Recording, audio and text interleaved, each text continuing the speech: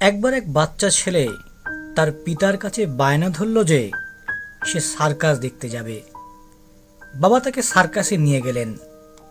Circus শুরুর আগে বাবা তার ছেলেকে সার্কাসের তাঁবুর বাইরে রাখা বিভিন্ন পশু পাখির খাঁচার সামনে দিয়ে ঘুরিয়ে পশু পাখি দেখাচ্ছিলেন। দেখতে দেখতে তারা একটি হাতির সামনে চলে এলো।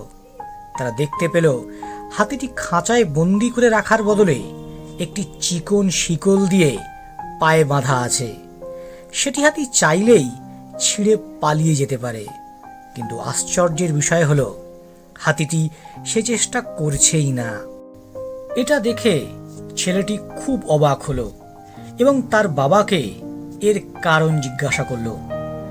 বাবা হাতির মাহুতকে ডেকে এনে এর কারণ জিজ্ঞাসা করলেন।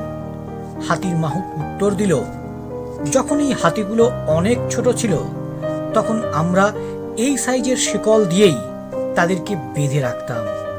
সে সময় তারা তা ছিঁড়ে ফেলার চেষ্টাও করত এবং ব্যর্থ হতো।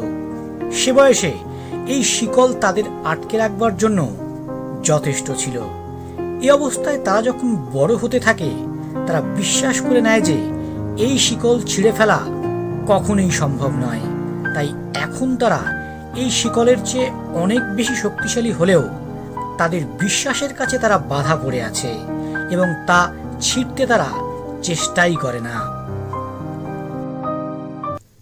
এই গল্প থেকে আমরা যা শিখলাম তা হলো এই: সফল হওয়ার ক্ষেত্রে প্রথম ধাপ হলো এটি মনে প্রাণে বিশ্বাস করা যে আপনি সফল হবেন। বাধা যতই আটকে রাখবার চেষ্টা করুক না কেন, সফলতার বিশ্বাস মনে নিয়ে নিজের চেষ্টা চালিয়ে যেতে হবে। সব সময় নিজেকে বলুন আপনি পারবেন, আপনাকে পারতেই হবে।